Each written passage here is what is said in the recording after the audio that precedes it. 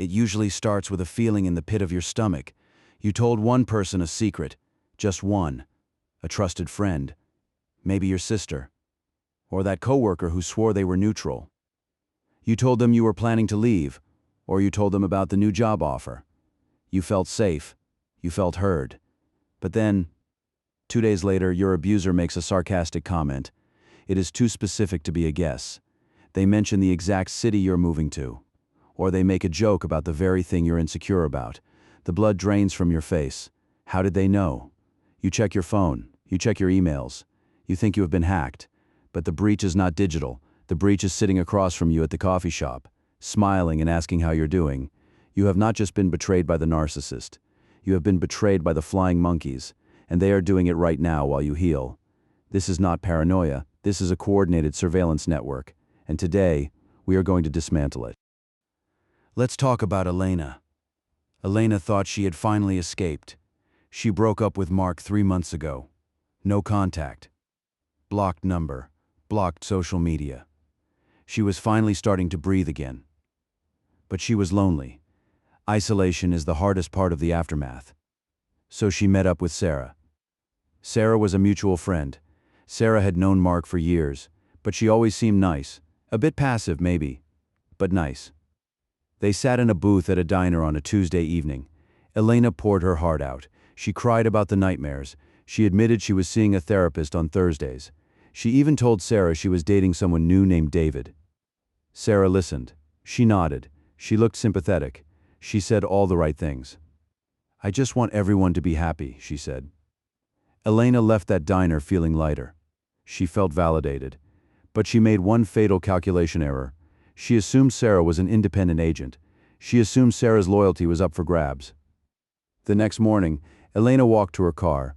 On her windshield, there was a note. No name. Just 4 words. "David will hurt you."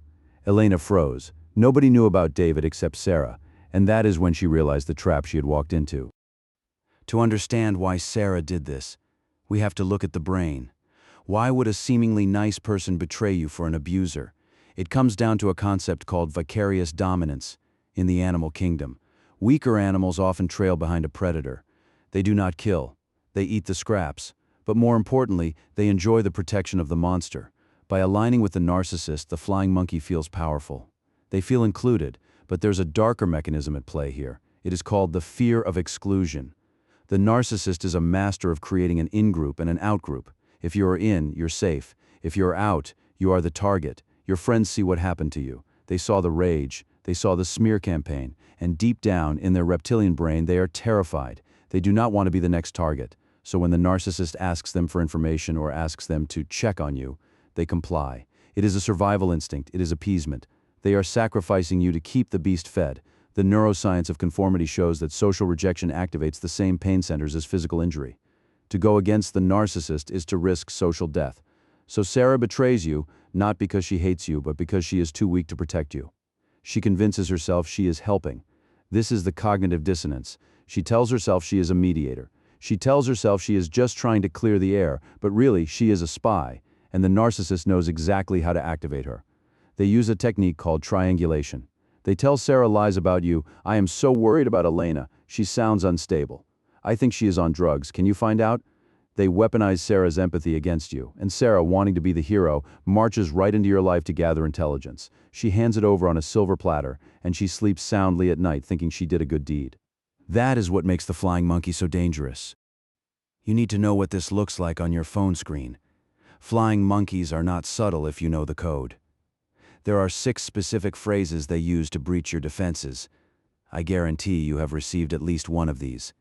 Drop a comment and tell me which one hit your inbox. Phrase number 1. I do not want to get involved, but this is the biggest lie in the dictionary.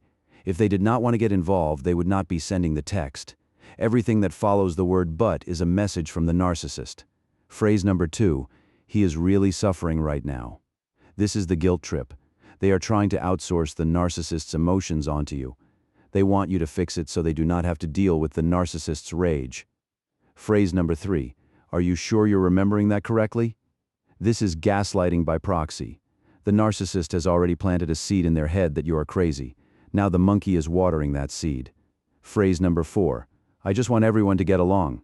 This sounds nice, it sounds mature, but it is toxic. It implies that the abuse was just a disagreement. It flattens the landscape. It equates the abuser's violence with the victim's reaction. Phrase number 5. Have you thought about his side of things? This is designed to trigger your empathy. They know you're an empathetic person. That is how you got into this mess. They are hacking your greatest strength. And finally, phrase number 6. The curiosity probe. So are you seeing anyone new? This is never an innocent question. Never. This is data collection. The answer will be screenshotted. The answer will be sent to the X within 30 seconds. And suddenly your new partner will get a friend request from a fake account. Or you will find your car tires slashed. Information is ammunition. And the flying monkey is the supply line. You have to stop viewing these people as your friends. In this moment, they are extensions of the abuser. They are remote-controlled surveillance drones, and you are letting them into your bunker. But not all monkeys are the same. Some are naive, some are malicious, and you need to know exactly who you are dealing with before you make your next move. Because if you treat a malicious monkey like a naive one, you will get burned. Let's break down the taxonomy. There are 3 distinct types. Identifying them is the first step to shutting them down, and the third type is the one that will ruin your reputation forever.